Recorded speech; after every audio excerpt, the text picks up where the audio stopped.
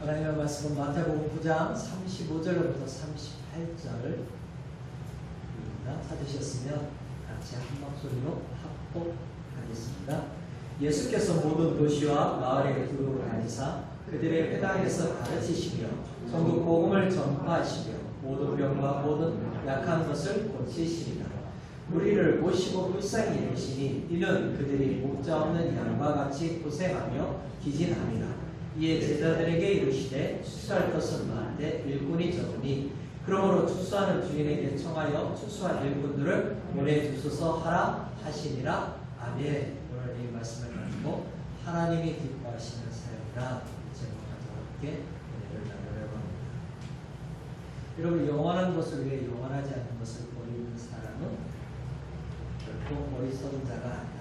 이런 영원한 사람이 짐 엘리엇 선교사입니다. 미국의 유명한 기독교 학교가 휘튼 대학이 있어요.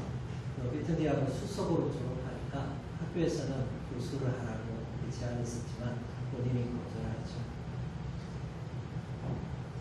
에콰도르에 이 부족이 있는데요. 또 식인종이에요. 아우카 부족이라고 너무나 흉악해서 사람들이 접근할 수 없다는 기사를 보고 본인이 그곳에 가서 복음을 전해야겠다 이런 결심을 하게 됩니다. 적응 훈련을 마친 후에 이제 어린 아들이 아버지한테 이렇게 묻는 거예요. 아버지, 혹시 아우카 부족이 죽이려고 하면 방어하는 수단 내에서 총을 쏠 것입니까? 이렇게 묻죠. 그러자 엘리엇이 아들에게 이렇게 말합니다. 그들을 향하여 총을 쏠 수는 없단다. 우리는 천국 갈 준비는 되어 있지만 그들은 천국 갈 준비가 없기 때문에 총을 쏠 수 없단다. 이렇게 말을 하죠. 1956년 5명의 선교사들이 경비행기를 타고 소위 말하면 그들이 살고 있는 아마존 밀림으로 들어갑니다. 근데 이 본부 소식이 끊기자 본부에서 수색대를 편성하고 그들을 찾았는데 5명이 창에 비참하게 찢어져 그 시신을 발견하게 되죠. 정말 그 엘리엇의 말대로 사람 짐승을 보호하기 위해서 총을 가지고 갔지만 복음을 전해야 할 대상자들을 향하여 총을 쏠 수는 없는 거예요. 왜요? 극한 상황이죠. 29살의 젊은 5명의 선교사들이 죽임을 당하자 루크라는 잡지에 그들의 유품과 그들의 그 기사에 대해서 이렇게 실었죠. 그 기사를 읽은 사람들이 뭡니까? 분노하고 또 애통해하면서 이것은 인적으로 물리적으로 무모한 선교 사역이라 이렇게 비난을 하기도 합니다. 그러자 엘리엇의 부인인 엘리자베스가 그 남편의 일기장을 보여주면서 낭비를 하고요. 일어나지 말아야 할 것이 일어난 것이 낭비입니다. 그러나 우리 남편은 어려서부터 이것을 준비했습니다. 그의 꿈대로 이루어진 것입니다. 그래서 낭비라고 말하지 마십시오. 그러면서 이 엘리자베스뿐만 아니라 같이 갔던 그 선교사님들의 아내들이 뭐를 하냐면 이 간호사 훈련을 받습니다. 그리고 아우카 부족에 들어가죠. 여러분, 아우카 부족은 어떤 특성이 있냐면 이방인 남자들은 죽이지만 여인들이나 특별히 아이들은 죽이지 않아요. 여인들이 약하기 때문에 여인들을 죽이는 것은 뭡니까? 나쁜 놈이다. 이렇게 비난을 받을 수 있었어요. 근데 본인들은 뭐예요? 그것도 모르고 죽을 각오를 하고 들어갑니다. 아이들을 데리고. 들어가서 그들을 섬깁니다. 예, 또 사람으로 섬기고 또 5년 동안 또 간호사라서 헌신을 다 하죠. 이제 안식년에 대해서 이제 고국으로 돌아간다고 이야기하니까 추장이 부족들을 모아 파티를 냅니다. 근데 추장이 이제 궁금한 게 있었던 거예요. 아니, 이 정말 오지잖아요. 그리고 뭘 고생하고 어떻게 우리를 위해서 이렇게 수고했는데 도대체 당신들은 누굽니까? 이 추장의 물음에 엘리자베스가 이렇게 대답을 합니다. 저는 사랑하는 남편이 당신들을 사랑했음을 알기 위해서 온 사람입니다. 그래서 추장이 의해서 당신 남편이 누굽니까? 우리는 도대체 알지 못합니다. 그저 눈물을 글썽이면서 몇 년 전에 저희 남편과 사람들이 당신들에게 복음을 전하기 위해서 이곳에 왔다가 죽임을 당한 사람들 가운데 한 사람이 제 남편입니다. 이렇게 대답을 하죠. 제 남편이 당신들을 얼마나 사랑했는가를 알기 위해서 제가 이곳에 왔습니다. 그리고 또한 제 남편보다 여러분을 더 사랑하는 예수 그리스도, 그분이 저는 복음을 전하기 위해서 제가 이곳에 모십니다. 그 말을 듣자 이 아우카 부족이 뭡니까? 충격에 빠지고 말을 못해. 결국은 그 아우카 부족이 뭡니까? 복음을 받아들이고 그리스도를 만나고, 특별히 남편을 죽였던 그 조던을 했던 이 킴이라는 사람이 그 부족의 첫 번째 목사가 됩니다. 5명의 이 희생이 어리석은 죽음이 아닌 사람, 생명을 살리는 값진 희생이었다는 거예요. 사랑하는 여러분, 우리가 예수 그리스도의 십자가의 은혜로 구원받은 저와 여러분에게는 소원이 있습니다. 우리 일평생 어떻게 하면 하나님을 기쁘시게 하는 이 사역을 할 수 있는가? 그것이 우리의 바람이라는 거예요. 하나님을 기쁘시게 하는 일이 무엇인가를 우리는 원한다는 거죠. 오늘 본문을 통해서 하나님이 기뻐하시는 사역이란 무엇인가를 함께 나누려고 합니다. 첫 번째, 하나님이 기뻐하시는 사역이란 예수님의 3대 사역을 하면 됩니다. 우리 삶의 모든 대신 예수 그리스도가 공생애 동안 무엇을 하셨는가? 우리 35절 다시 한번 읽겠습니다. 35절입니다. 예수께서 모든 도시와 마을에 두루 다니사 그들의 회당에서 가르치시며 천국 복음을 전파하시며 모든 병과 모든 약한 것을 고치시니라. 아멘. 신자는 예수님께서 이 땅에서 무엇을 하셨는가를 아는 것이 중요하죠. 여러분, 막연하게 우리가 사역을 하는 것이 아닙니다. 적어도 우리는 예수님이 공생을 통해서 특별히 뭐에 중심을 두셨는가? 이 3대 사역을 해야 한다는 거죠. 35절에 보니까 예수께서 모든 도시와 마을에 두루 다니사 이렇게 말씀하고 있어요. 여러분, 이미 마태복음 4장 23절에 이런 말씀이 있습니다. 예수께서 온 갈릴리에 두루 다니사 그들의 회당에서 가르치시며 천국 복음을 전파하시며 백성 중에 모든 병과 모든 약한 것을 고치시니. 근데 오늘 본문과 뭐가 차이가 있어요? 범위만 달라요. 온 갈릴리에서 뭐로 바뀌었어요? 온 도시와 마을로 확대된다. 그러니까 예수님이 하시는 이 사역이 점점 뭔가 확대되고 있음을 알 수가 있습니다. 여러분, 천국 사역을 하는 예수님의 모습 속에서 우리가 눈에 들은 단어가 뭐예요? 두루 다니사예요. 빠짐없이 이곳저곳을 다니면서 뭡니까? 당신이 하나님 아버지로부터 받은 그 사명을 감당하셨다는 거죠. 여러분, 본래 유대인은 이방인은 말할 것도 없이 사마리아인조차도 뭡니까? 배척하고 기피했다. 그러나 예수님은 뭐예요? 사마리아서 수가라는 그 동네에 들어가서 뭡니까? 그들에게 복음을 전하시죠. 갈릴리 지역의 이방인의 도시라고 하는 그곳에 뭡니까? 전도의 전처 기준을 삼으시고 그곳을 중심으로 복음을 전파하셨다는 거예요. 예수님이 이 땅에 오셔서 첫째 뭡니까? 아버지 하나님의 그 명령에 따라 순종하면서 왜? 천국 복음을 전파하시고 또 그들을 가르치시고 또 그들을 고치시는 사역에 집중적으로 하셨음을 우리가 알 수 있습니다. 사실 여러분, 당시 종교 지도자들이 해야 할 일은 뭐예요? 먹이고 가르치고 잃어버린 양들을 데려오는 것이 그들이 해야 할 역할이었어요. 근데 에스겔 선지자의 말씀을 통해서 볼 때 그들은 그 사명을 감당하지 못했음을 알 수가 있죠. 에스겔 34장 2절에 보면 이런 말씀이 있습니다. 인자야, 너는 이스라엘 목자들에게 예언하라. 그들 목자들에게 예언하여 이르기를 주 여호와께서 이같이 말씀하시되 자기만 먹는 이스라엘 목자들은 화 있을지니라. 목자들의 양떼를 먹이는 것이 마땅하지 아니하냐. 아멘. 그러니까 여러분, 목자들은 뭐 하고 있어요? 오히려 백성들을 착취하고 자신들의 지위를 유지하는 데만 혈안이 되어 있다. 그러니까 수많은 무리들은 뭡니까? 백성들을 방치시켜 봅니다. 그렇다면 예수님의 3대 사역은 무엇입니까? 오늘 본문 속에서 말하고 있잖아요. 가르치시고 전파하시고 고치시다.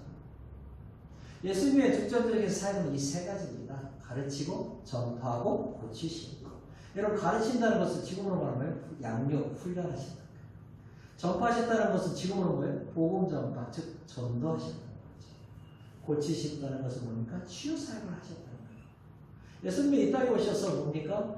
죽어가는 영혼들에게 복음을 전하셔서 그들을 살리시고 그들을 통해서 뭡니까?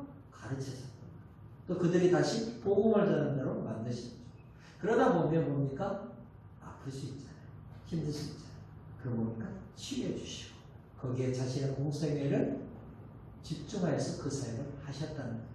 그렇다면 여러분, 예수님을 따르는 지상교회는 어떤 교회가 돼야 돼요? 가르치는 교회, 전파하는 교회, 치유하는 교회가 돼야 합니다. 예수님이 그 본을 우리에게 보여주셨다는 거예요. 지상의 교회는 어떤 교회가 돼야 될까? 적어도 이 세 가지 사역은 분명히 해야 한다는 거예요. 여러분, 순서야 상관없어요. 예수님은 어떻게 하셨어요? 잃어버린 영혼들, 죄에 허덕이는 영혼들에게 뭡니까? 복음을 전파하셔서 그들을 살리셨죠. 여러분, 그들에게 뭡니까? 가르쳐서 또 다른 그들이 뭐예요? 다른 사람에게 복음을 전하도록 만드셨다는 거예요. 그러다 보면 뭡니까? 육체가 연약해질 수 있어요. 병들 수 있다는 거예요. 그리고 뭐예요? 고쳐주시는 일을 하셨다는 거죠. 더 나아가 결국 뭡니까? 생명 없는 영혼들에게 복음을 전하심으로도 진정한 생명의 주인 되신 하나님과 연결시켜 주시는 사역을 하셨다는 얘기예요. 그러니까 쉬운 말 하면, 한마디로 말하면 예수님은 뭐 어떤 사역을 하세요? 생명 사역을 하십니다. 그 말은 저와 여러분이 이 땅에서 뭐를 해야 돼요? 생명을 살리는 사역을 해야 함을 우리에게 말씀하고 있는 것입니다. 그리고 예수님은 죄로 인하여 죽은 자들을 여기 뭐요? 천국 복음을 전하십니다. 그 천국 복음이야만이 뭡니까? 죽은 자를 살릴 수 있음을 알고 공생애를 이 사역을 하는데 헌신하셨음을 우리는 알 수가 있는 것입니다. 사랑하는 여러분, 세상에서 가장 가치 있는 일이 무엇입니까? 그래서 죽은 영혼이 예수 그리스도를 만나서 구원을 얻는 일, 사람을 살리는 이 가장 왜 가치 있는 일이라는 거죠. 여러분, 천국 복음을 전하면서 사는 것만큼 행복한 일이 없습니다.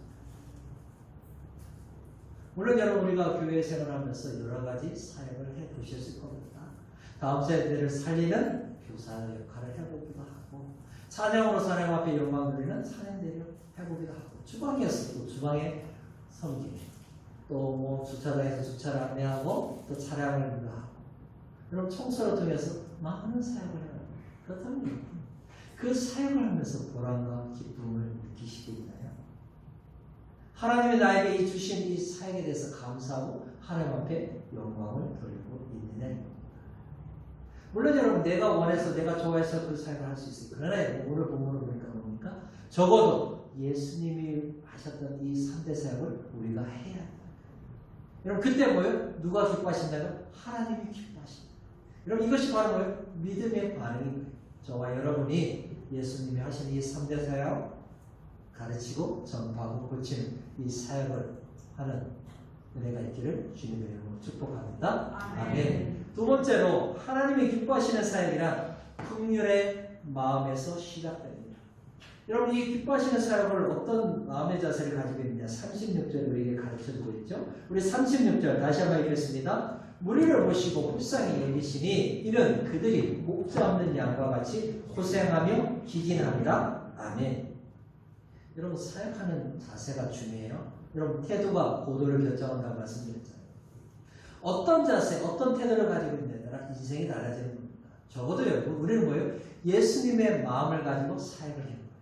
그러면 예수님의 마음이 어디에 나와요? 36절에 나오잖아요. 무리를 보시고 불쌍히 여기시니 뭐예요? 불쌍히 여기셨다.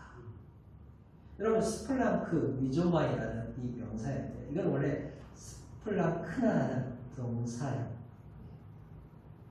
이건 뭐냐면 내장의 총칭을 의미하는 거예요. 우리의 내장에 뭐가 있어요? 뭐 많은 장기들이 있잖아요. 네. 신장, 또 그 다음에 뭐가 있어요? 심장, 또 그 다음에 간장, 뭐 위장. 이 내장의 총칭을 뜻하는 단어는, 여러분, 내장의 총칭을 뜻하는 의미가 뭐예요? 그만큼 크게 뭡니까? 연민과 또 긍휼과 자비의 마음으로 예수님이 무리를 보고 계시다. 예전 성경에는 민망히 여기사, 그러니까 그 무리들을 바라보니까 너무나 마음이 아픈 거예요. 답답한 거예요.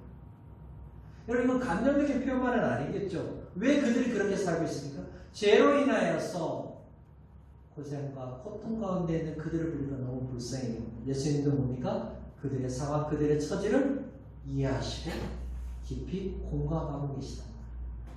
여러분 그들이 그런 이유를 뭐요? 이는 하면서 그 이유를 말해주네요. 그들이 목자 없는 양과 같이 고생하며 기진하니라 이렇게 말합니다. 그 이유는 뭐라고요? 목자가 없기 때문에. 여러분 고생한다는 건 뭡니까? 어려움과 고통 가운데 있다. 마치 껍질이 벗겨지는 것은 아픈 가운데 있다. 여러분 기진했다. 기진했다는 건 내버려진 거예요. 내버려 던져진 거예요.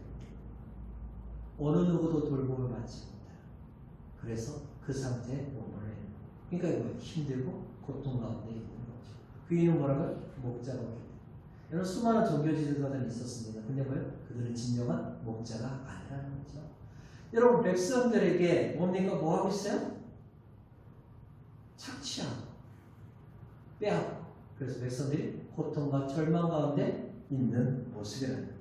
여러분 이런 모습이 스가랴 10장 2절에도 나옵니다. 스가랴 10장 2절에 보니까 드라빔들은 허탄한 것을 말하며 목소리자는 진실하지 않을 것을 보고 거짓 꿈을 말한즉 그 위로가 헛됨으로 백성들이 양같이 유리하며 목자가 없으므로 공고를 당하나니. 사실 여러분 목자 없는 양은 언제 어떻게 될지 모릅니다. 낭떠러지에 떨어져 죽을 수도 있고 사람은 진승의 밥이 될 수도 있고. 사실 여러분 우리는 양 잘 모르잖아요. 양을 안 잡았습니다. 근데 여러분 양의 특징이 있습니다. 하나는 뭐예요? 청력이 뛰어나다. 잘 들을 수 있다. 그 말은 뭐냐면 나의 목자의 음성은 정확히 분별할 수 있는 게 양입니다. 요한복음 10장 3절에 이렇게 예수님 말씀하셨잖아요. 문지기는 그를 위하여 문을 열고 양은 그의 음성을 듣나니 그가 자기 양의 이름을 각각 불러 인도하여 내느니라. 아멘. 여러분 양은 자기 목자의 음성을 분명히 알고 목자를 따라간다. 근데 여러분 타인이 양을 부르면 뭐요? 듣지 않고 오히려 도망간다. 근데 양은 또 다른 특징이 있습니다. 뭐냐? 청력이 약하다. 아니 시력이 약하다. 보는 게 약하다. 그러다 보니까 여러분 앞에 사나운 짐승이 있어도 또 낭떠러지가 있어도 모르고 그냥 가다가 죽는다.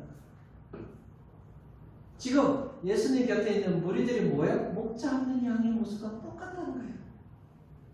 그들은 천국에 이끌어갈 목자가 아니라는 거예요. 오히려 그들의 인생을 더 괴롭고 힘들게 하는 사건이라는 거죠. 그래서 그들의 모습을 보고 불쌍히 여기셨다 말씀하고 그대로 지금으로 말하면 누구예요? 하나님 앞에 돌아갈 영혼이고 우리의 모습이죠. 우리도 여러분 신앙생활 하면서 어느 순간에 보니까 침륜이 빠질 때가 있어요. 영적 침체에 빠질 때가 있어요. 사역을 해도 뭐가 없어요? 기쁨이 없어요. 보람이 없어요. 정말 진액을 쏟아서 사역을 했는데 뭡니까? 감사, 기쁨 그런 게 점점점 힘이 없어요. 그러다 보니까 이 교회에 오는 이 주일이 정말 죽을 날이 됩니다. 근데 여러분 분명히 아십시오. 우리의 경험과 힘으로 천국 사역을 하는 것이 절대로 아닙니다. 물론 여러분 사역을 하다 보면 모든 사람이 다 양과 같이 순해요. 어떤 사람들은 교회에 다니는 사람들이 다 천사같이 다고 착각하는 사람이 있어요. 여러분 그렇지 않습니다. 세상과 치열한 싸움 가운데서 교회에 오다 보니까 양 대신 보호의 모습이요 염소처럼 들이받는 자들이 많게 교회에 그러면 인생을 살면서 힘든 것 가운데 하나가 뭡니까? 인간관계예요. 가정에서도 직장에서도 학교에서도 교회에서도 이 인간관계가 얼마나 힘든지 몰라요. 특별히 여러분 인간 같지 않은 사람들을 만나게 되면 더 어려워요. 근데 뭐 했냐면 그들도 아버지의 마음, 그리스도의 마음처럼 불쌍히 여기는 마음을 가지고 사역하지 않으면 안 된다는 거죠. 그래서 여러분 하나님이 기뻐하시는 성도는 결국 어떤 사역을 하냐? 그리스도의 마음을 가지고 그 사역을 감당하는 거예요. 물론 여러분 마음이 없이도 사역을 할 수 있습니다. 그대로 행동을 할 수 있어요. 그러나 기쁨과 감사 없어요. 하나님이 기뻐하시는 사역이 될 수 없다는 거죠. 예수님의 마음을 가지고 사역할 때만에 하나님이 기뻐하시는 사역이 될 수 있다는 거예요. 그럼 여러분 우리는 그것을 할 수 있느냐 이거예요.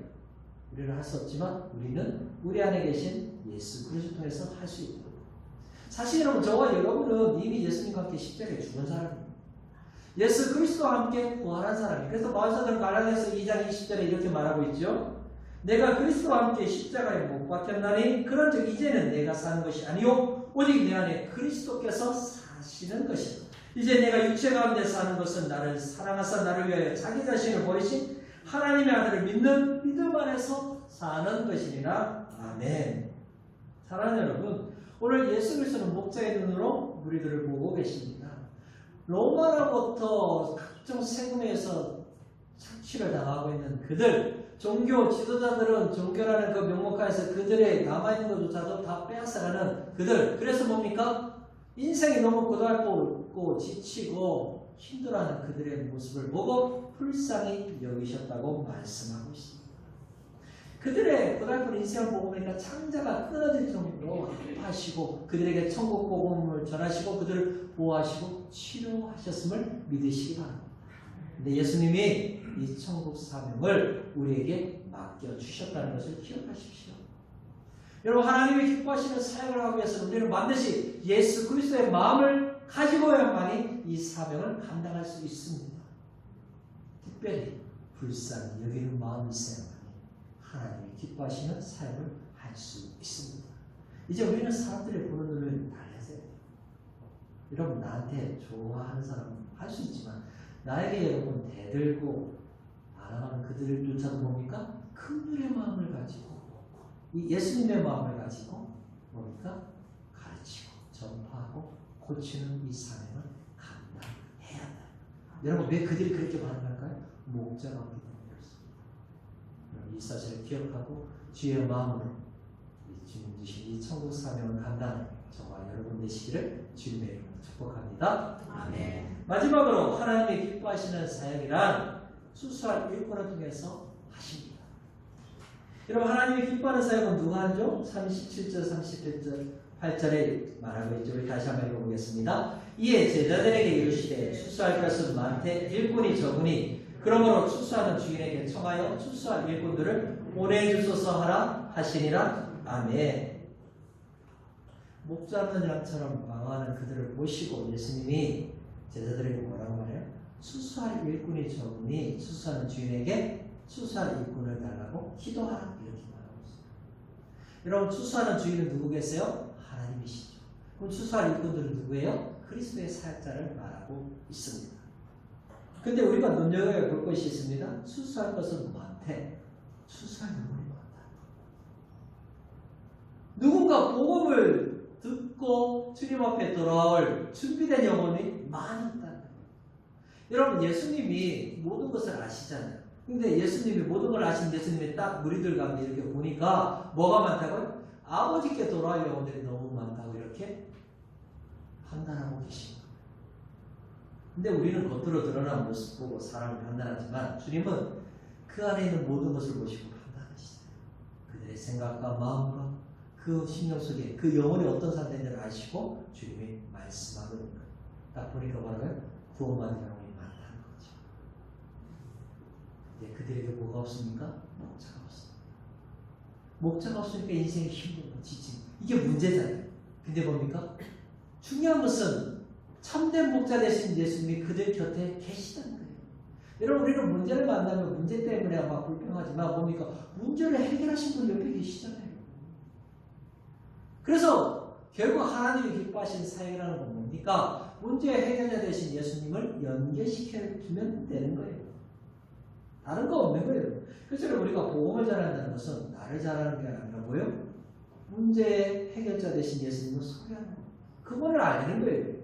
그래서 여러분, 예수님도 요한복음 10장 10절과 12절에서 이렇게 말씀하셨잖아요. 도둑이 오는 것은 도둑질하고 죽이고 멸망시키는 것을 뿐이요 내가 온 것은 양으로 생명을 얻게 하고 또 풍성히 얻게 하는 것이다. 나는 선한 목자라. 선한 목자는 양들을 위하여 목숨을 버리거니와 삭구는 목자가 아니요 양도 제 양이 아니라 이리가 오는 것을 보면 양을 버리고 달아나니 이리가 양을 물어가고 또 해치느니라. 아멘. 여러분, 하나님이 기뻐하시는 건 결국 뭡니까? 목자 되신 예수님을 여러분들과 연계시키는 겁니다. 여러분, 그래서 이것이 우리의 소망입니다. 여러분, 아무리 못된 인생이라도 죽을 인생이라도 뭡니까? 예수님과 연결되면 살아납니다. 여러분 회복이 일어나는 거예요. 고침을 받을 수 있다는 거예요. 여러분 문제가 있어서 절망과 좌절할 때가 아니죠. 우리는 뭡니까? 문제를 해결하시는 예수 그리스도 그분을 바라보며 그분을 의지하며 그분 앞에 나가는 것입니다. 여러분 그래서 우리는 뭐에 대한 확신과 믿음을 가져야 돼? 예수 만나면 산다. 어떤 영혼이라도 예수님과 연결되면 살아난다. 여러분 이것이 우리의 소망이 되어야 하는 거예요. 그들이 수수의 대상이다. 근데 여러분 오늘 보니까 수수의 대상은 많은데 뭐가 없어요? 일꾼이 부족한 거예요. 여러분 어느 시대나 일꾼은 늘 소수였다는 거예요. 종교 지도자들은 많이 있지만 그들은 뭡니까? 하나님께 인도할 참된 목자가 아니에요. 수수한 일꾼이 아니라는 거죠. 오히려 뭐예요? 백성에게 짐만 지르는 그런 사건들이었다는 거죠. 그래서 일꾼이 적은 겁니다. 여러분 그러면 일꾼이 적다고 우리 불평해야 돼요? 오늘 예수님이 그 답을 주시잖아요. 일꾼이 부족하니까 뭐라고요? 수수의 아버지, 수수의 주인 되신 아버지께 구하라. 일꾼 좀 보내라. 여러분 근데 어떤 자세로 보내는 거예요? 그냥 주님 제발 좀 보내주세요. 간절한 거, 진실한 거. 아버지 수수할 일꾼을 반드시 보내주셔야 합니다. 이런 심정으로 아버지께 요청을 하는 거예요. 여러분 보내달라는 것이 뭡니까? 강제적으로 떠밀려 그런 우리를 가지고 있는 단어란 말이에요. 그러니까 여러분 하나님 앞에 어떻게 해요? 제발 아버지 수수할 일꾼이 필요합니다. 여러분 우리가 아버지께 정말 수수할 일꾼을 보내달라면 그것을 들으시고 응답해 주신다는 왜 그렇습니까? 우리보다 죽어가는 영혼이 아버지께 돌아오기를 원하시는 그 아버지의 심정이 있기 때문에 응답해 주신다. 그래서 여러분 우리가 믿음 생활하면서 기도할 제목 가운데 하나가 뭡니까? 수수할 일꾼들 아버지 좀 보내달라고. 주의 교회 수수할 일꾼들을 좀 많이 보내달라고 기도하는 저와 여러분이 되시기를 바랍니다. 근데 여러분 중요한 것은 우리가 그런 기도를 하다 보면 우리 자신이 수수의 일꾼임을 깨닫게 됩니다. 여러분 기도는 나를 변화시키는 능력이 있습니다. 사실 여러분 그 기도해본 사람만 알 수 있어요. 기도가 여러분 아무리 중요하다고 외쳐도 여러분 기도하지 않으면 어떤 능력 하나님의 역사를 체험할 수 없는 거예요. 기도하다 보면 하나님 나를 일꾼으로 부르실 걸 알게 됩니다.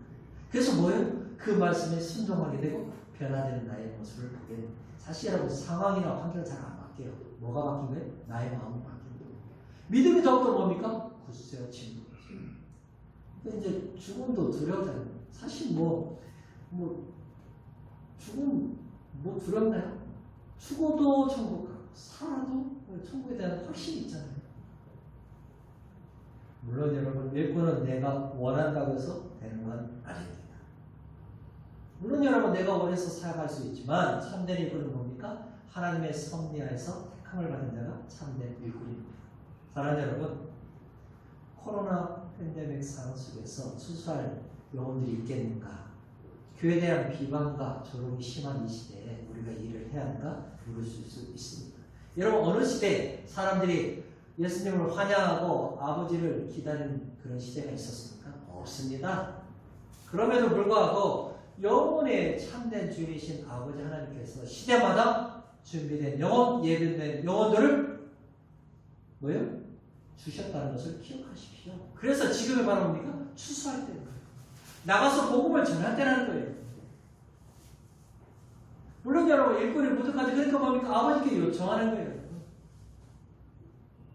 그래서 우리는 추수할 일꾼이 되어서 아버지가 말씀하신 것을 그대로 가르치고 전파, 고치는 이 사명을 감당하기를 주님의 이름으로 축복합니다. 아멘. 말씀을 맺겠습니다.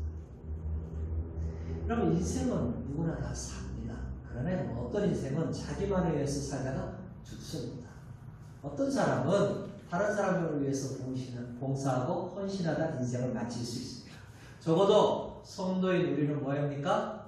하나님의 기뻐하시는 사역을 하다가 주의 부르심을 받아야 합니다. 여러분 그렇다면 하나님의 기뻐하시는 사역은 뭡니까? 그리스도의 마음을 가지고 하는 것입니다. 예수님의 마음을 가지고 가르치고 전파하고 고치는 이 사역을 하면 됩니다. 여러분 많은 거 할 필요 없습니다. 주님이 하신 것 하면 되는 겁니다. 이것은 나 혼자 하는 것이 아니라는 거예요. 수수의 동력자들이 있다는 것을 기억하십시오. 동력자들과 함께 뭐합니까? 영혼을 살리고 영혼을 고치고 영혼을에게 뭡니까? 복음을 전파하는 자로 만드는 이 일을 위해서 우리를 부르셨음을 기억하십시오. 우리가 하나님이 부르시는 그날까지 예수님이 하셨던 이 사역을 끝까지 감당하는 저와 여러분이 되시기를 주님의 이름으로 축복합니다. 아멘. 우리 말씀의